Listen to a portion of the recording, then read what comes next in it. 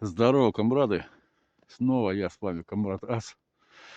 Мы когда ходим на коп, бывают такие моменты, когда мы заблудились в лесу. Или, да, поздний вечер засиделись, по монеты, хорошие находки. Нужно что-то делать, как-то согреться. На улице снег, зима, лес кругом, никого нету. Глухомань непроходимая.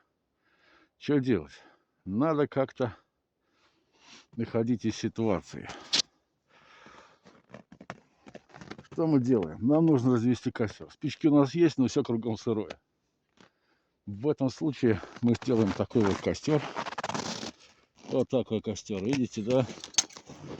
Ну и что нам поможет его развести? Да, туда берем ветки сухие, еловые ветки, сырые, неважно, мокрые, без разницы. Все загорится. Но есть для этого один небольшой секрет. Чтобы зажечь костер, необходима старая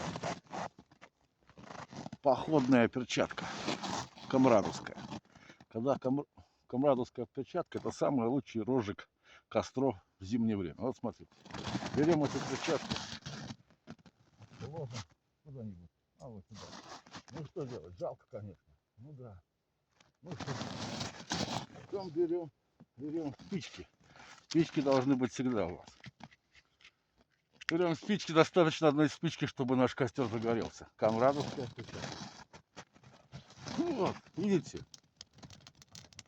Один раз, и все готово. И прекрасный костер у нас горит.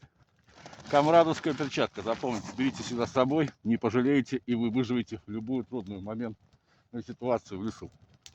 Подписываемся на канал, ставим лайки. С вами был Комрад Ас.